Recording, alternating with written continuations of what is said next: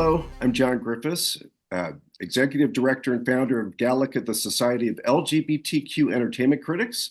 And this is our latest Gallica's Authors Club Zoom check-in with two authors this time who have two books, retro books, if you will, that express their passion for certain aspects of Hollywood history, namely the disco era and the Love Boat.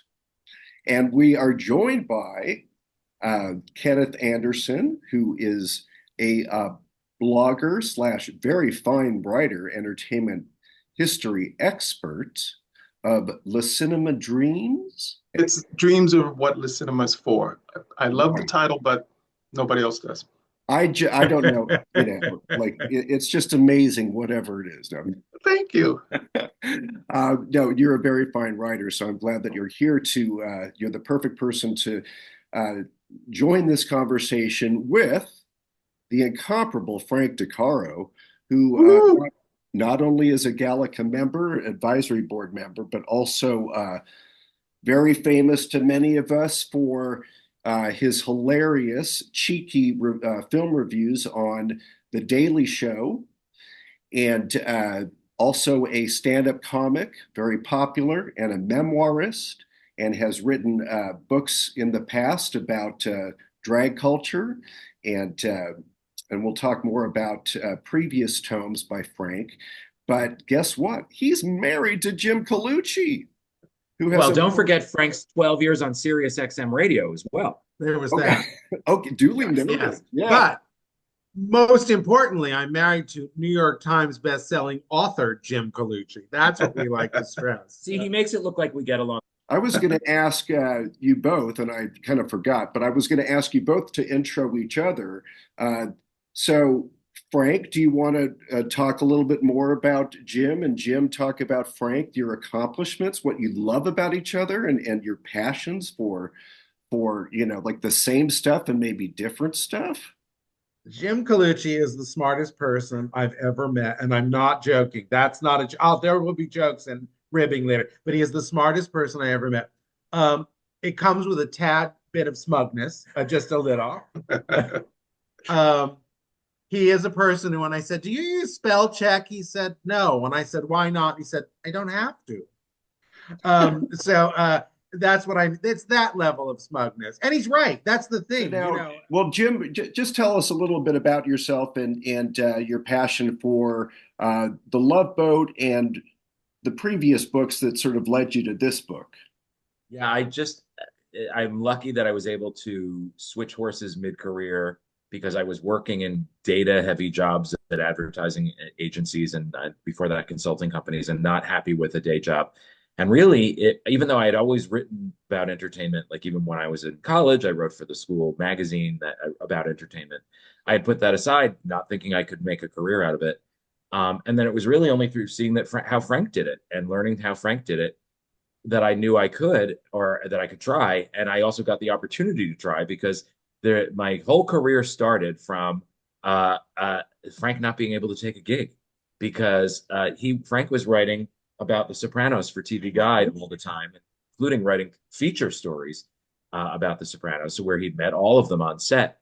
And then there was a casting call a few seasons into the show in New Jersey, where we both are from. We're both from neighboring towns. And TV Guide wanted someone to go there undercover and go through the cattle call process and write. Couch. You almost said couch. No, I didn't. Okay.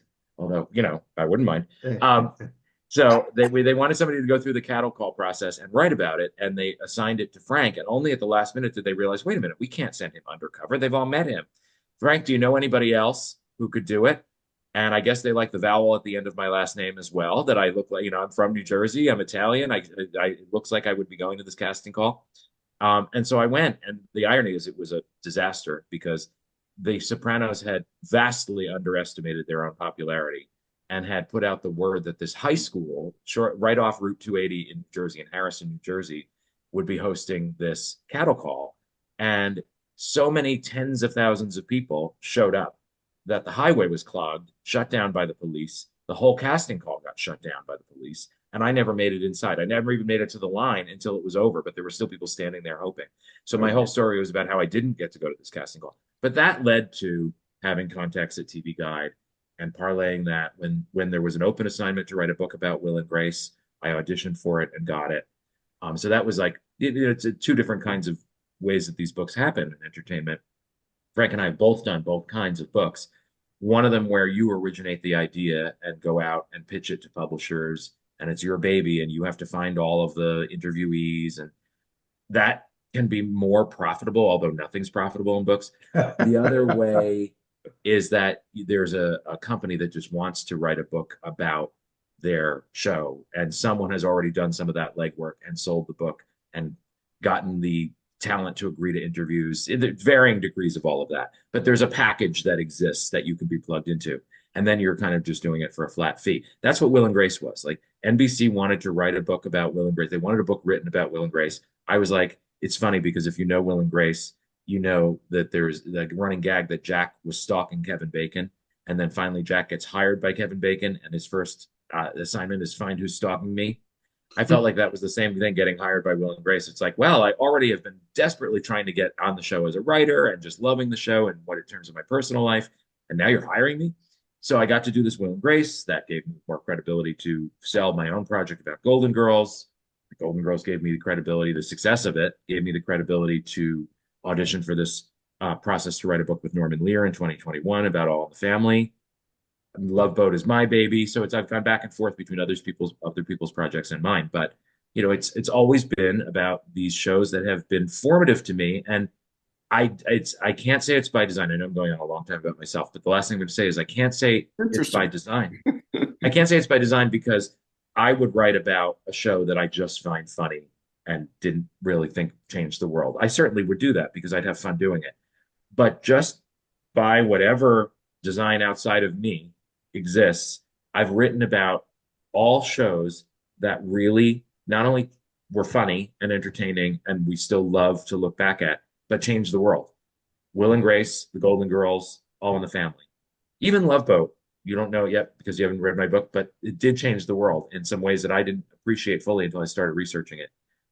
I can say that the drag book, which was what I did before this new disco book, they came to me with the idea and said, we think someone needs to write a book about drag and we think it should be you. And I remember saying, why would it be me? And then I started thinking about it. And I was like, just because I'm not a drag queen, really, since technically I'm not a drag queen. There have been a couple of ugly yeah. moments. Yeah.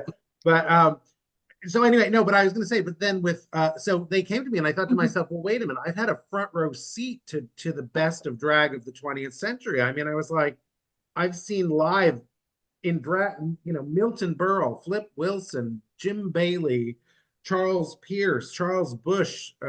It was just the list of who I hadn't seen in person was this big, and the list of who I had seen was this big.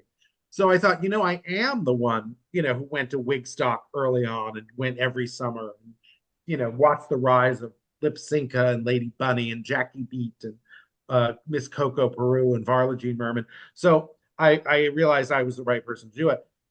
That book led to the disco book in that I interviewed someone when I was doing promotion for the drag book, and they got all weepy because they said no one had ever paid them the respect and attention that they deserve. And I think all of us feel that way. And all of us who do anything, we're like, did you get the respect you deserve? No. I was there first. I was better at it. I'm smarter than you. Turns out the disco book was really born out of the drag book in the sense that I thought, well, what else deserves to be given the respect that it hasn't previously been done? And I thought with disco, people have paid so much disrespect to it. And yet it was a watershed moment for the queer community, for people of color, and for women, strong women particularly. And that needed to be told. And what galvanized it for me was seeing the Bee Gees documentary where somebody talked about it be that disco demolition night, which is where my book begins, the darkest day in disco's history where they blew up records by disco artists, which was just code for any records by Black people performing. And um, I realized in that documentary when he said that it was a racist, homophobic book burning, I was like, the toxic masculinity on display that night in Chicago at Disco Demolition Night is very much tantamount to the toxic masculinity behind the MAGA movement. And I thought it's really time to equate those two things, even though one was obviously was a lot more benign. It turns out the Disco Demolition Night was slightly more benign than what we're seeing now, but it was an ugly moment, and it's still an issue that we're all grappling with. Except now, the queer community and people of color and women have enough cultural agency that we can call bullshit and say, no, we didn't hear about disco surviving in Europe or in Australia. We didn't hear how it laid the underpinning for all of new wave music, which dominated the 80s. We didn't hear about house music. We didn't hear about it becoming, how so much hip hop was sampled disco music, how it is the basis of electronic dance music today, which is, hip hop and EDM are the two biggest things going. I mean, that you don't get all the dance pop on the radio without those two things coming together behind the scenes. And so I thought, okay, it's time to tell disco's story. And also it's been about 50 years. So it really is time to jump in there and tell the story of Because disco. the first song that you consider disco is 50 years ago this year. Yeah, this coming January actually was when Gloria Gaynor released Never Can Say Goodbye. And it was released as the middle song of 3 songs as a disco suite on an album. So that is considered, by some anyway, to be the first true disco record made for disco reasons, But disco started at about 1970 with the opening of the Loft in Soho, in New York City, and that kind of set the template for what Studio 54 would become. And obviously, there are a lot of things that go into it. But if you really are going to do the major bullet points, it's the Loft, the Gallery, Studio 54. Saturday Night Fever plays, it becomes a mega hit. Disco's open everywhere.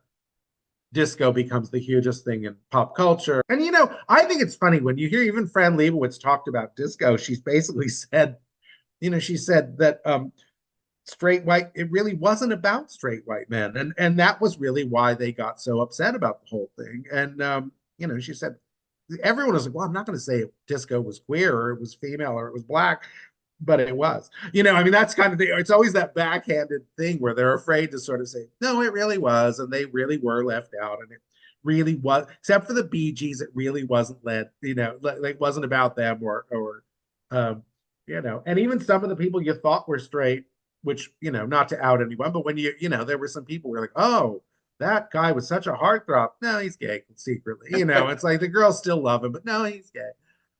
Stop outing Barry Manilow. No, yes, that Copacabana girl. Anyway, but yeah, no,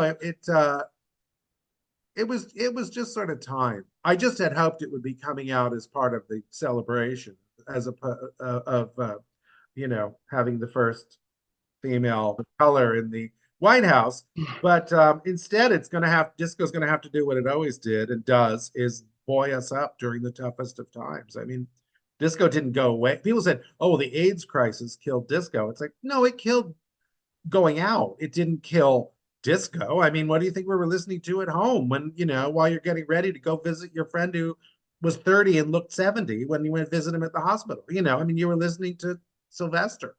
So you'd have the strength to go and do what you had to do as a person.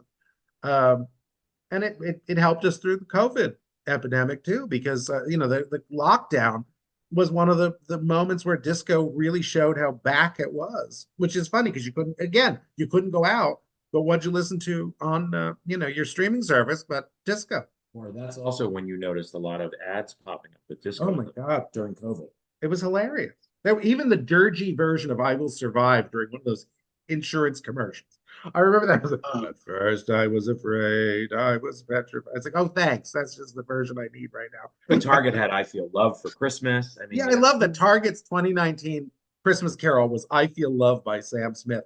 That's when you really have to, that's how you have to look at gauging whether the queer community has made inroads. When you're like, the most mainstream store has its Christmas Carol is a Donna Summer song performed by an openly queer artist. Okay, I guess secretly we're winning the war, you know.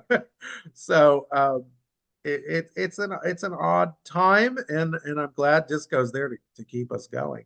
What's your affinity, Ken, for disco? And Well, were you in New York yourself? no. I discovered it in high school, and the first song I ever heard was Discotheques and the Sexo Let's Get Dancing. And I was very introverted, and film was my big thing. And so one of the things about disco that I really appreciate is that growing up, your images of gay in film were all like Tennessee Williams, of all these dark, depressing, closeted people. And then during the 60s, we were sort of like used in movies like say Love Machine and whatnot. We're always very sensationalized. We're very like we're adding spice to these straight stories, but we were curious and odd, and we're supposed to be very shocking. But there's always somebody else telling our stories. And then, sort of towards the end, well, maybe it's the beginning of the 70s, but really around the sexual revolution, you were noticing things like Boys in the Band, where we're more visible. But once again, in order to appeal to straights, you had to be like, well, to humanize us, we have to be tragic or sad or pathetic. And it just always seemed as from the beginning, from the 50s till the 70s, we were never shown as being joyful, or I never saw myself and I never saw my life, or I never saw anything that felt real to me. Then when disco came out, it sort of felt like it was the period where gays said, fuck trying to get your attention and appeal to you. I think I'm just going to enjoy being myself. I don't, pregnancy's here is no worry about family. It was like something about our lives that were unique, what we contribute. And it felt for once as if it was about us and about the joyful side of us. And that just blew my mind. And so it was a big, big thing for me when disco came out, because it felt like for once it was about being gay and being the real side of gay, which is creativity and adaptation and learning it. And we watched it and we absorbed it and we threw away the crap. And it just felt very real. And so when all that stuff came out and I heard all these songs, it was like gay and Black, and it felt very inclusive. It's terrific. Then it turned into this thing where like when it felt like it became a victim of its own success. When Studio 54 came out and then the rest of the country came in, it became about, well, some people are included because you're pretty or glamorous and whatnot. And then it became something that aspirational, like, well, to be a disco something, you have to be something else. When it was really just about, no, you get together with a bunch of people, listen to some great music, and it would be from voices that were the voices that you don't normally hear. And then, later on, the Brady Bunch got into it, and like, every Love Boat episode or Family episode had a disco situation. And it got like Saturday Night Fever was terrific, but it got very straight after a while. It was about single bars and guys trying to learn how to dance so they could get laid. And then sort of for me, the biggest disappointment about disco was when Can't Stop the Music came out, which was like, here, this is 100% gay. But in order to sell it, we got to sort of like cut the gay out of it and make it really white and sort of do it very, subversive and kind of closeted. And I thought, this is weird. This is like 100% different from what got my interest. So when I looked at your book and I see your trajectory, you sort of follow that. There's an element in which the appropriation and the commercial side of disco, it's great that it got out there and it made a lot of people happy and maybe more people embraced it, but it also pulled it away from what its origins were, which were acceptance of gay, not like putting gays into like, let's pretend that the Village People are just a bunch of guys in costumes. So there was something sort of contradictory going on. It was out there, little kids had disco lunchboxes and things, and it was all over the place, but at the same time, it was like less and less gay. So what I liked about your book was that it felt like it got the origins, it gave credit to who it should be given credit, and you expressed how it becomes a sort of a global phenomenon. It reaches a lot of people.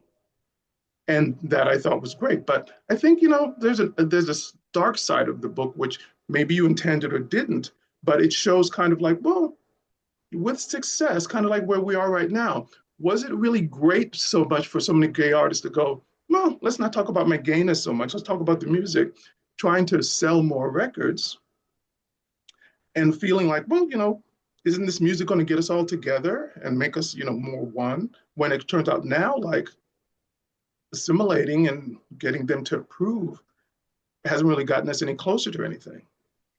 Can I jump in there and just say that's so astute, and that's interesting. What Frank covers in the book, it's similar to country music or hip hop. It's once it becomes sort of mainstream popular, then it all gets diluted, and then you have backlash, and then you have Mallory, whatever his name is. What's the big country star now? Anyway, who's a racist? Tammy Wynette. That's as far as I got with country. Tammy. It's Tammy. It's always Tammy Wynette. What are the most joyous disco songs that are classic that people know, and then others that you feel are sort of unsung? I think "You Make Me Feel Mighty Real" by Sylvester is the gay national anthem. And I think it is the greatest, most inspiring song, and what we should all. I hate when they say "I Will Survive" as the gay national anthem. It's like, no, it's not. It's like, we're not a people who just, I'll be okay, really. No, it's like, no, I'm feeling mighty real. It's the joyousness that Ken talked about. It's not the yeah, it's okay, I'll just be sad, Yeah. but I'll get through it. No, it's a celebration. I think "Ain't No Stopping Us Now" by McFadden and Whitehead is a great way to live. I think "Found a Cure" by Ashford and Simpson. And these aren't my favorite disco songs, but in terms of the message, I think those are really, the ones in terms that are about the uplifting nature of disco music. I mean, but I think that "I Feel Love" by Donna Summer is the greatest disco record because, and I came to that later, honestly, because I interviewed the one of the producers of it, Pete Bellotte, and he's one of the co-writers, and he talked about, and I'm paraphrasing here, but basically it's Donna's ethereal vocals floating over a computer that doesn't care if you live or die. And I thought that is Wow. the most modern take on, because basically that computer can do dum dum dum dum dum dum dum dum forever. Okay. And then Donna's just going to sing over it. And he talked about that, and I got goosebumps every time I think about him describing that song. But I think that people say, well, what's a disco song? And I was like, it needs to be it. I said, technically, it should have that thump, thump, thump, thump, four on the floor beat. However, in a broader sense, it's songs that want to keep you dancing, keep you moving forward, keep you feeling good about yourself. And I think that is what really makes a disco song, whether it's the strict thump thump song or it's Miley Cyrus singing "Flowers," which is really "I Will Survive," as Gloria Gaynor herself has pointed out. It's "I will survive for a new generation," and I think that's the best way to look at it. It's like, does it scratch? Does Robin's "Dancing on My Own" scratch the disco itch? Yeah, it really does. It doesn't necessarily follow the musical format of early disco, but it's there. I was going to say the other thing, I think when we look at these topics that some people would think are frivolous, I think a lot of what was made about disco being dead, and you mentioned the parallels to hip hop and country. Disco wasn't really allowed to be part of the musical landscape. It was like this awful thing we had to hide in the crawl space and be ashamed of, which is ridiculous. And now it's earned its rightful place along with country and hip hop. But I think that one of the reasons, and this I say to my fellow journalists, it not necessarily the ones in Gallica, but still, the ones who couldn't really get into Gallica, if you know what I mean. They were not afraid to write about disco's death because they felt vindicated, because they hated it, because it wasn't about them. And so they didn't report after they said disco was dead, they didn't report, well, Can't Stop the Music was a huge hit in Australia. That the Village People had their biggest hit ever with that awful Renaissance album where they were all dressed as new romantics instead of the archetypes of gay culture in in Italy. It was their biggest hit ever. And that, you didn't read stories where people like in Duran Duran were saying, oh yeah, we've totally taken disco and turned it into new wave. I mean, we didn't see those stories because those were in the British musical press where disco never died. Wasn't it some of it? I remember Airplane, the movie, where Yeah. the plane flies over the radio tower, and where disco lives forever, and then it's knocked over. Yeah. And everybody I remember people going, yeah, watching the movie. But wasn't some of that onus or perceived onus really attached not so much to the music, but to the clothes and the sort of can you speak about the tackiness of some of the disco era? Well, I don't think it was so much the tackiness. I think it was playing to masculinity. And I think that you made anti-disco jokes are born out of who liked the music and not the music. Now that said, some of the clothes are over the top, but what era isn't? I mean, it's like, look at the beehives of the 60s, look at the shoulder pads of the 80s. Look, it's all none, they're not any better or worse than the platform shoes of the 70s. Being tacky doesn't get you canceled unless if it's straight. Yeah, it's if it's non-straight and tacky, it'll get you canceled. Yeah, no, exactly. And I think that was part of it. But you're kind of told what to like and what's cool.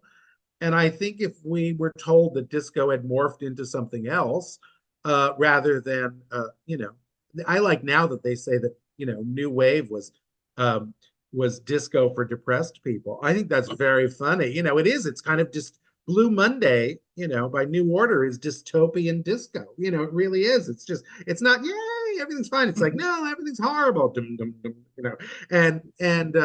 it was just a different headset. It's like when they used to say punk was rock and roll for ugly people. It's just funny the way to look at it. But well, it wasn't like soul and R&B is sort of adjacent to disco, obviously.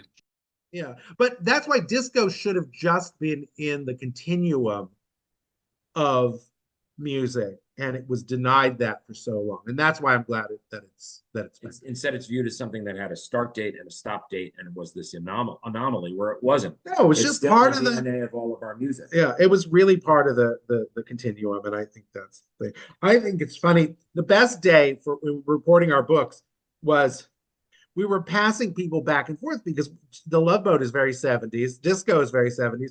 There are Love Boat episodes that are very disco. Charo singing the disco version of the Love Boat is a high point for me.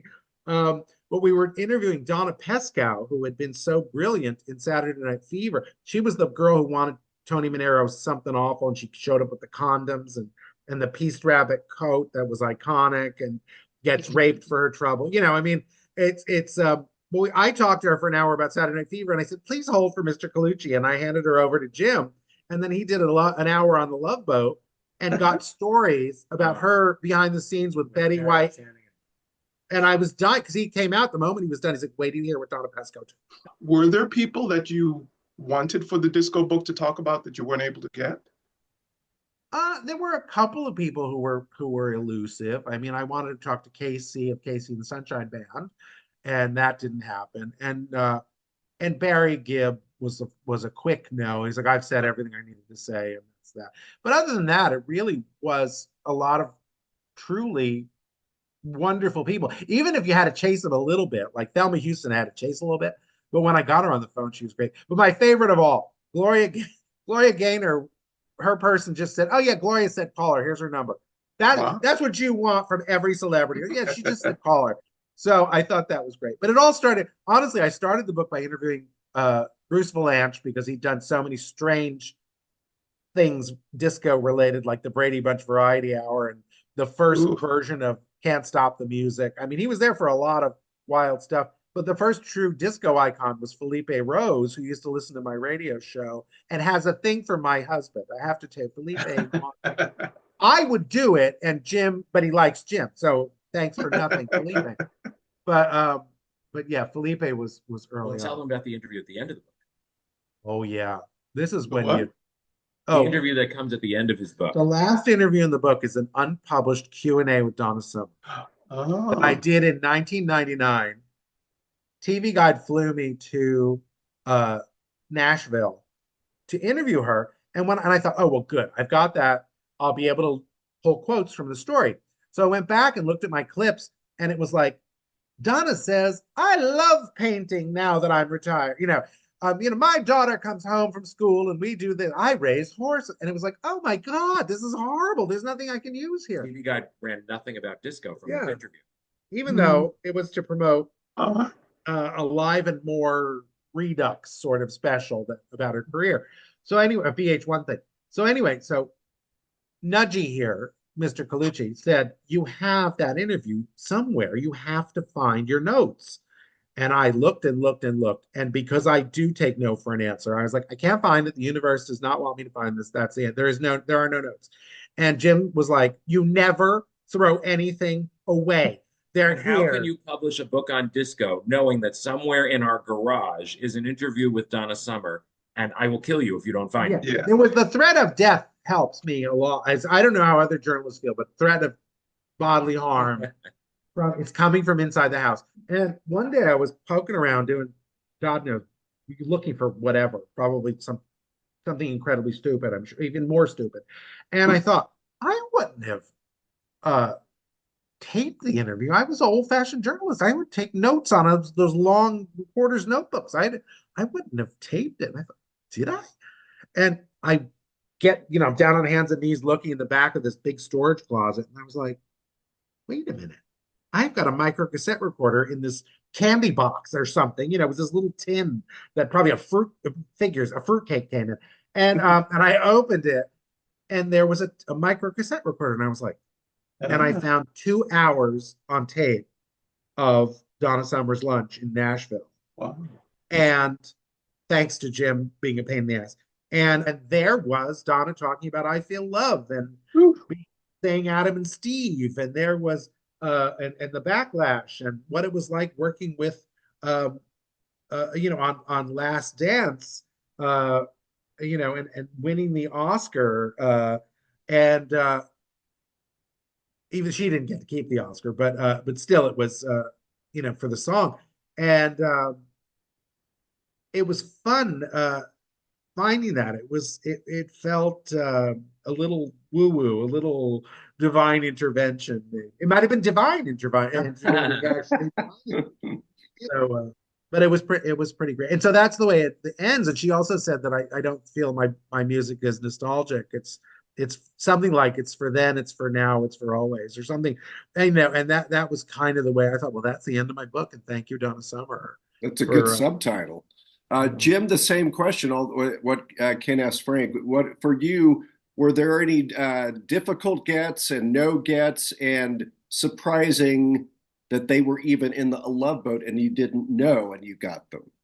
The only people who are difficult gets on the Love Boat who I didn't manage to get, because there's levels of difficulty, are the people who are just giant stars now. And it's not that they wouldn't want to talk about them, because, for example, Kathy Bates was wonderful talking about the Love Boat for my book. And I just am lucky that she has a really good publicist who runs requests by her, because Kathy said, yes, I'd love to. And the publicist was all excited.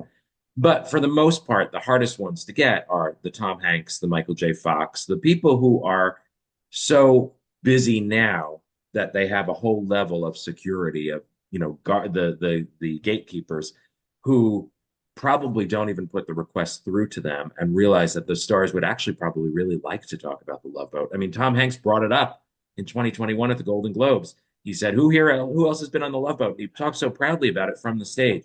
I think he'd probably love to talk about it, but no gatekeeper is going to submit the request to him because he's so busy and because Yeah. they don't get anything out of it by doing it. So that's the hardest. Publicists are the bane of my existence, is what I'm saying.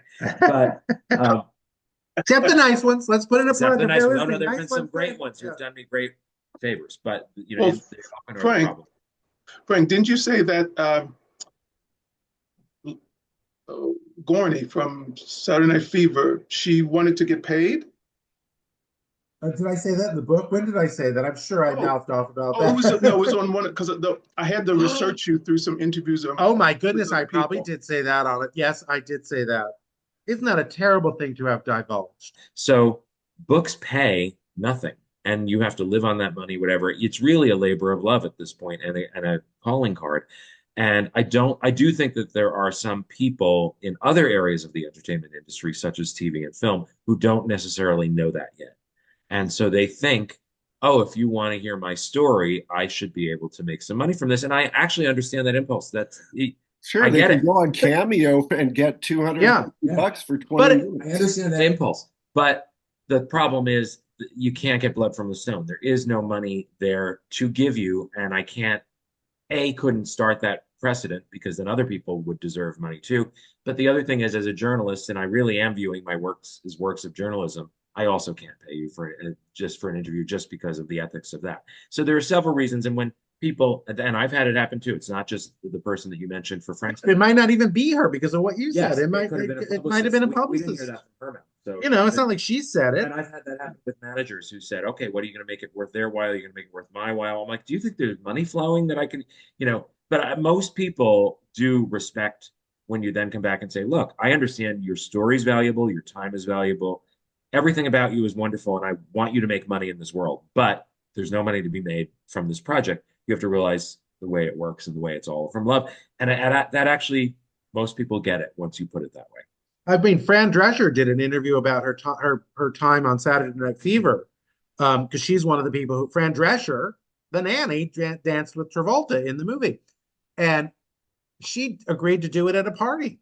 We were at a party for her book, and it was called N is for Nanny. Was that the name of the It was a book? Children's done in book. the exact same style as the opening to the show. Yeah, and Oh, she sat with me. She said, "Oh, good, I'll have And so they were bringing her past hors d'oeuvres, and we sat in a little antechamber, off the party. And she gave me 35, 40 minutes, and it was astounding.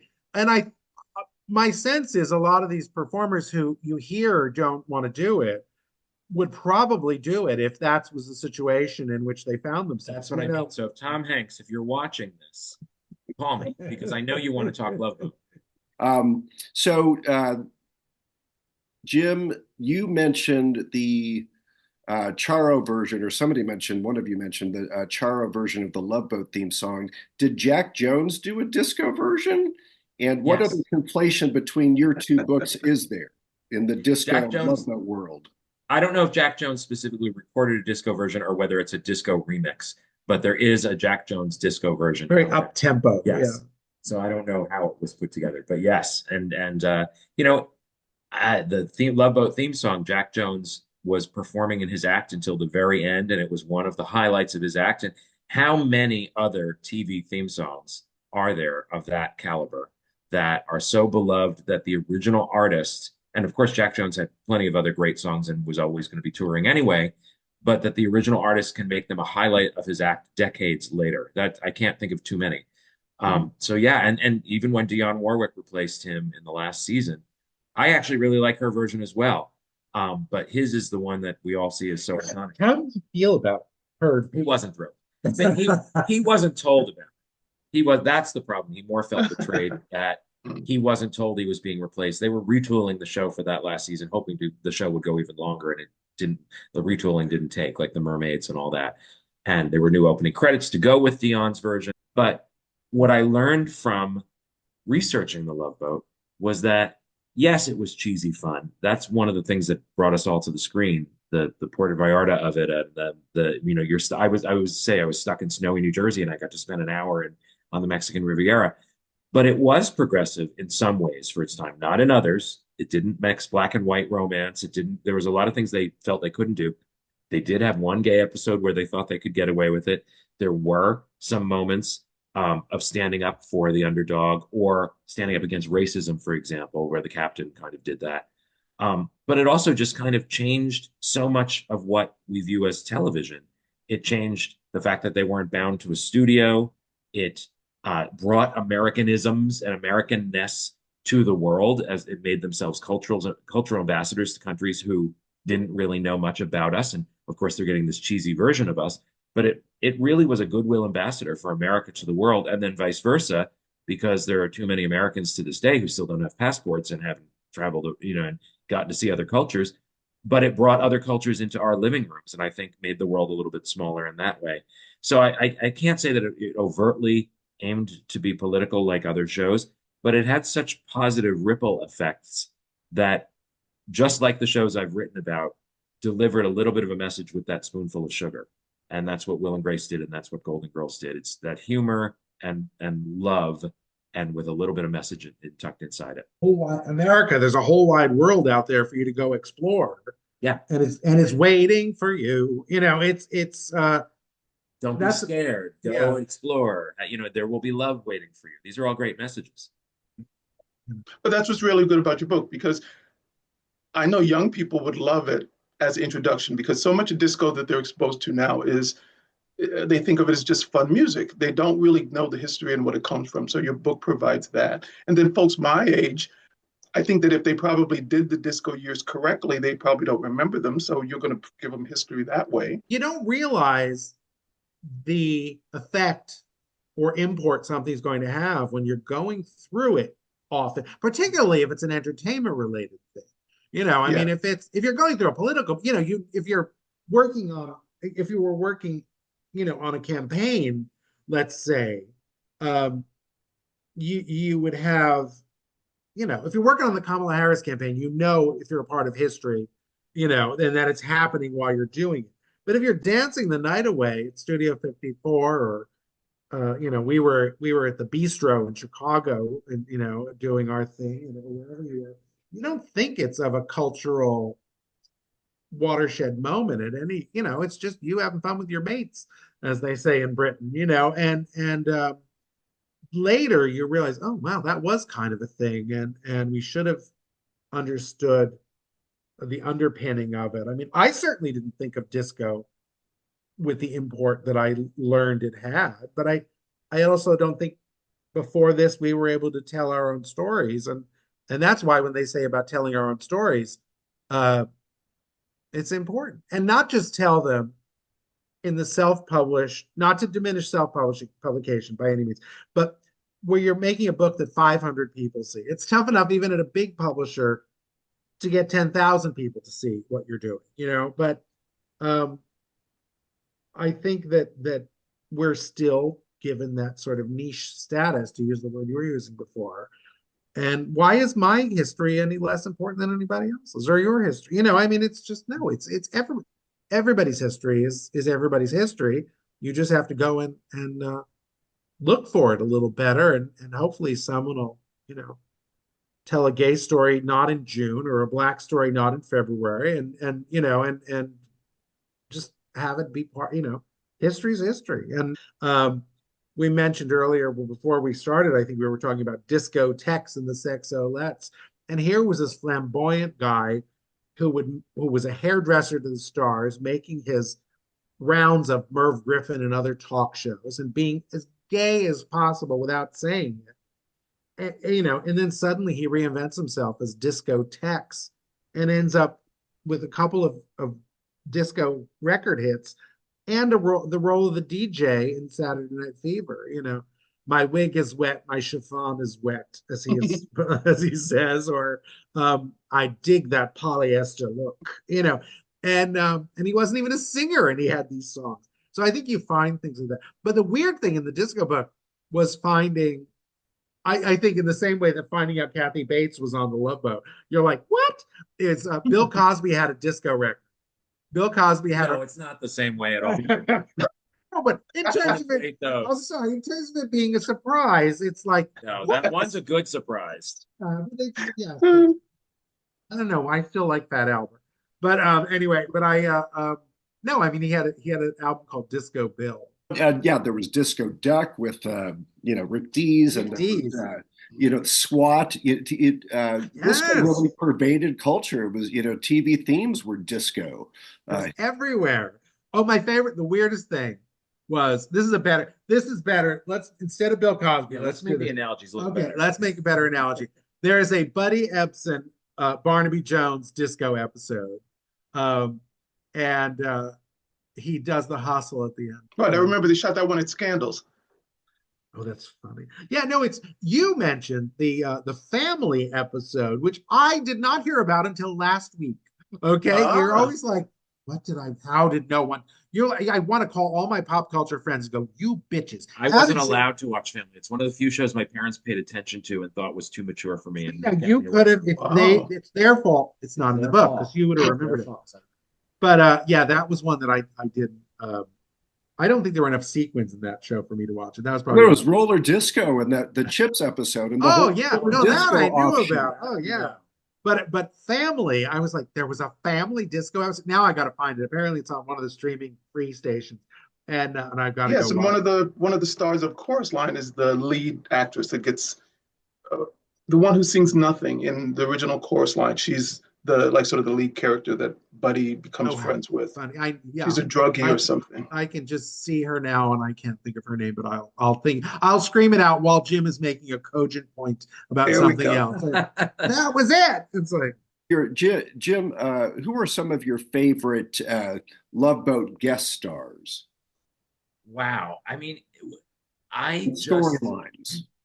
storylines. Yeah, I have to say, going into the book, I wasn't that aware of storylines because storylines, and it's hard to say this about a scripted show you love, are not really what people love about the Love Boat. They love the interactions of the stars. They love the gowns. They love the interactions with the regular cast. They love the locations.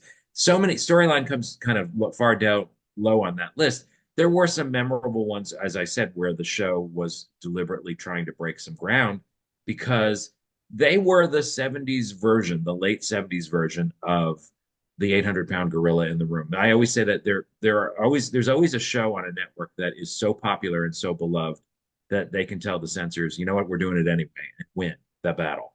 And for a while they had that cachet, but the late 70s were just not a time where people were really pushing the envelope all that much. I think after Lear had done it in the early 70s, the pendulum swung back.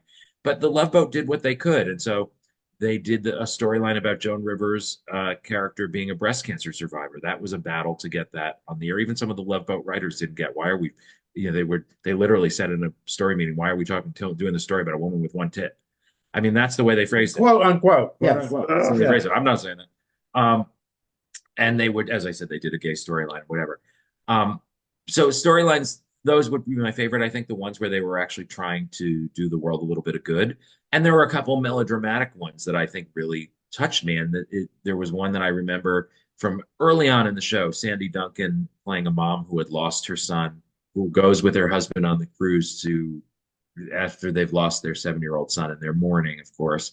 And they meet this young black kid who stowed away on the ship because he just, his parents are too strict and is trying to run away. And of course, she just mothers this kid and it heals them both. And I know that sounds super cheesy, and it is super cheesy.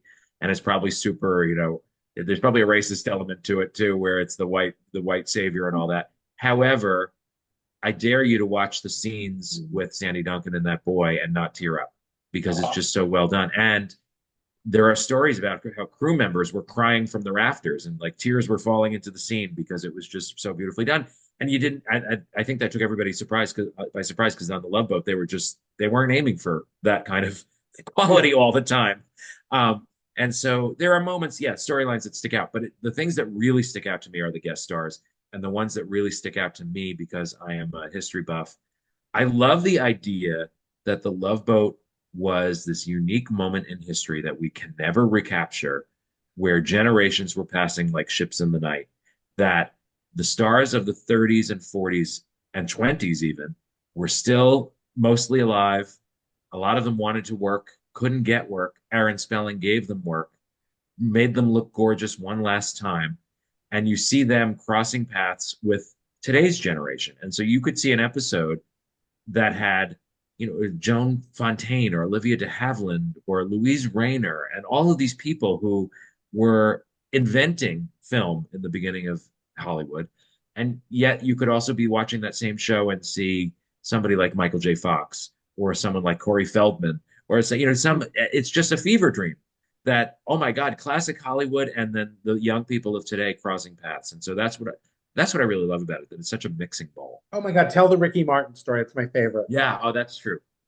So I was trying to get Ricky Martin to for an interview for the longest time. And if you remember, in the one of the latest seasons of the show, I think it's season 8, he is on a real cruise episode, and those are even juicier stories usually because the cast was actually together on a real boat that went to the Caribbean as part of Menudo. So Menudo was the guest, and the storyline They fit them all in the porthole. It's really cute. the storyline involved they were involved in a storyline where their manager was Stuart Granger, and he was a cranky old guy and he falls for Lana Turner, who is on the cruise. She was a whole interesting story about how they got her to be on the show. That's a whole chapter in the book practically. But she was on the cruise, and she just thinks Menudo is delightful. That they're not, I don't think, supposed to be so as famous as Menudo was, but they're like young singing boys who play soccer. I don't know what the hell they're. What does she teach them? And she teaches them soccer, and she's like, here, try this. I always do this with my grandson, and she kicks the ball to them, and they're like, wow. I mean, I love that this woman who in real life they had to walk around the ship because she was really frail taught young Latino boys to play soccer because they had no idea how to. She went on to Bend It Like Lana. Was the Bend It name Like of her Lana. movie, actually. But the point of that That's a lunatic.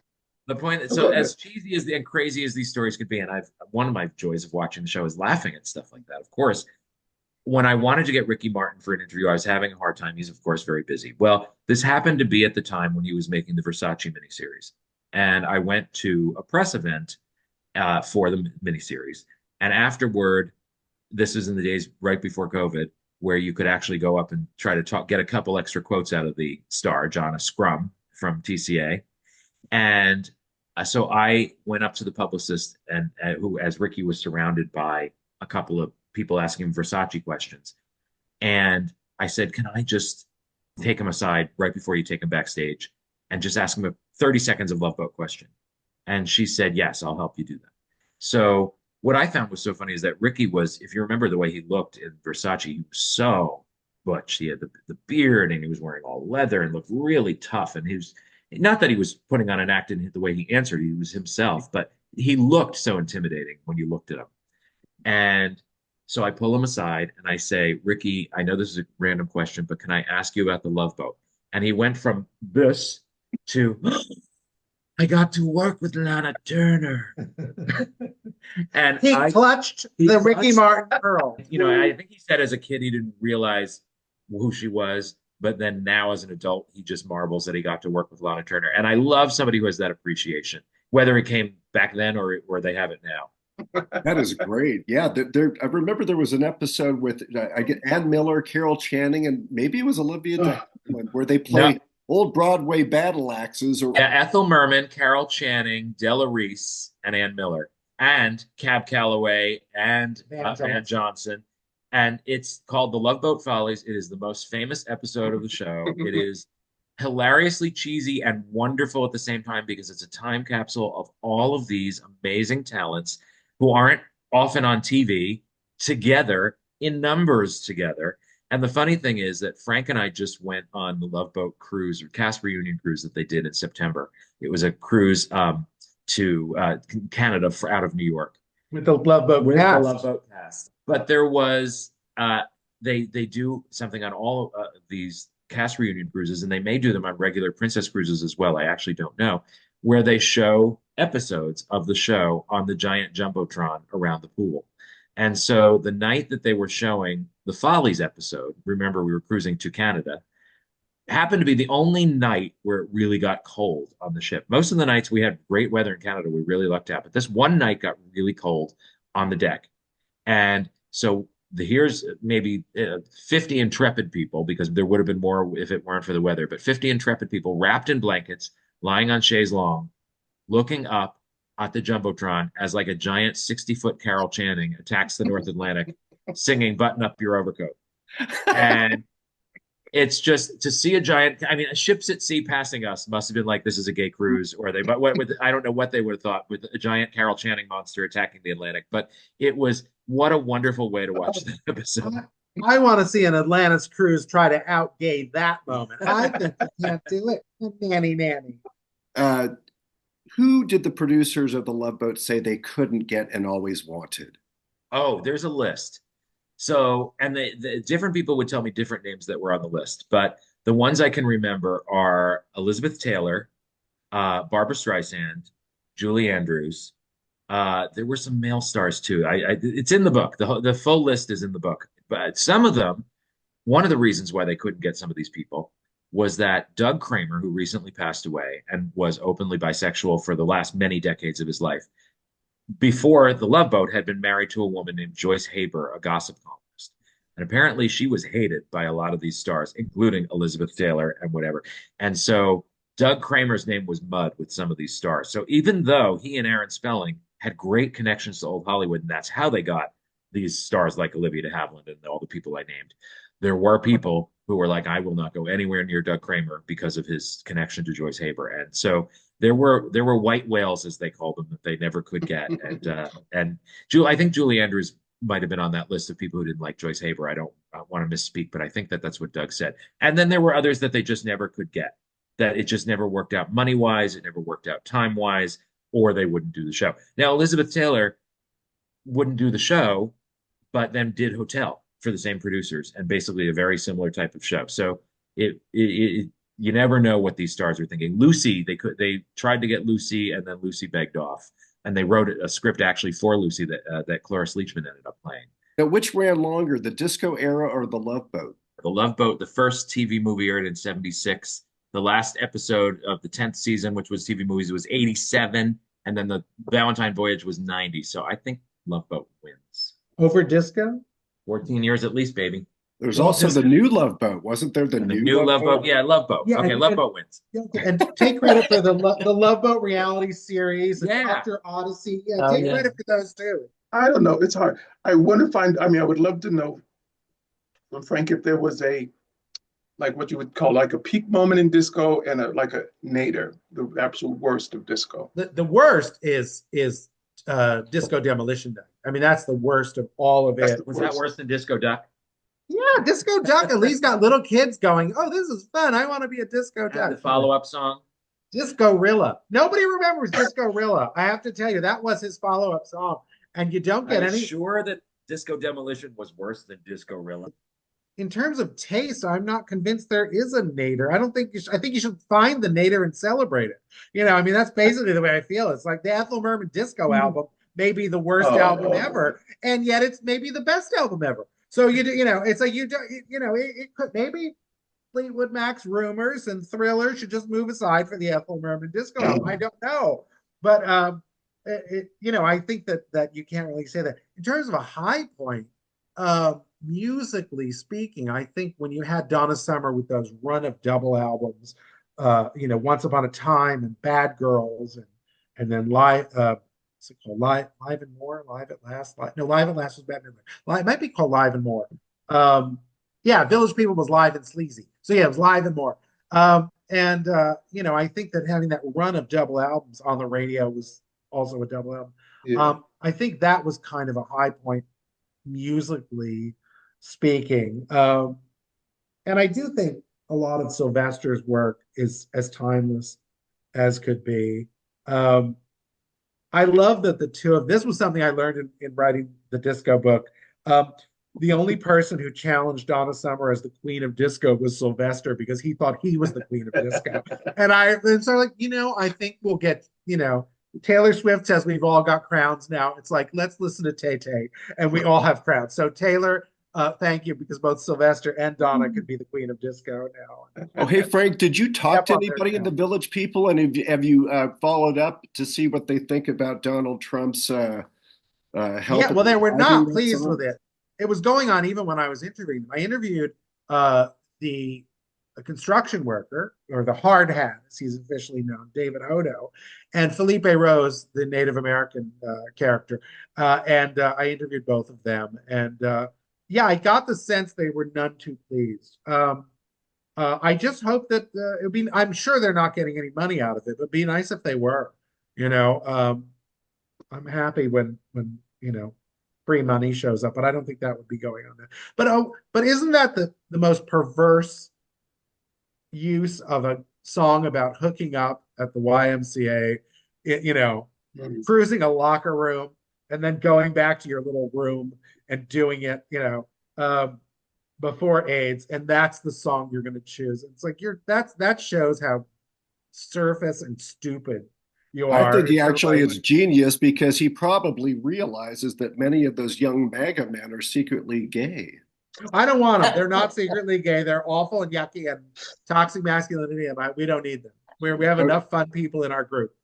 Frank, do you know the genesis of ooh ooh that sound effect and No, also the boo boo boo boo boo?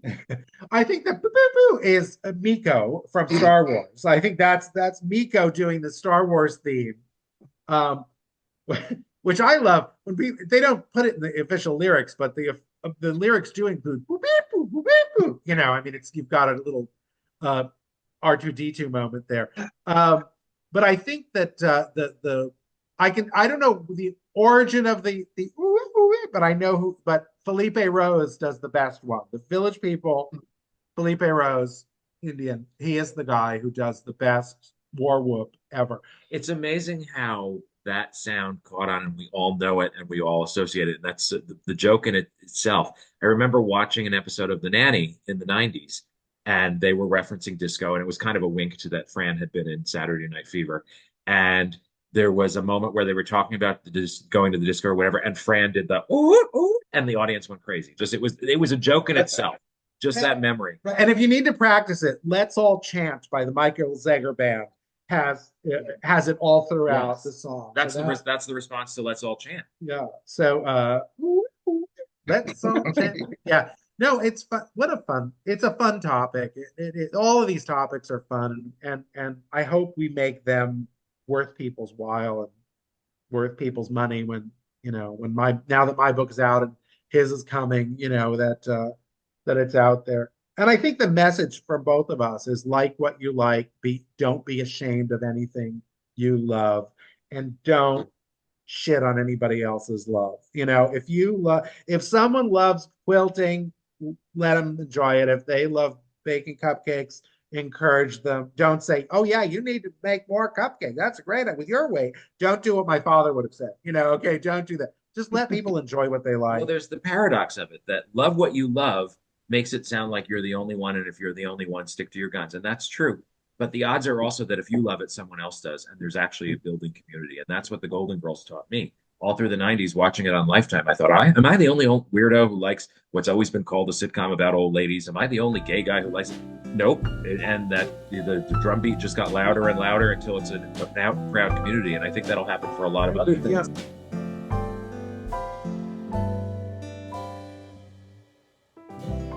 I actually had an interview scheduled with Gavin, and then the night before I was going to go to Palm Springs and interview him, my father was in a car accident. I had to go back to New Jersey, and so my father died. I had to stay for a few months and clean things up, and so I put the book on the back burner.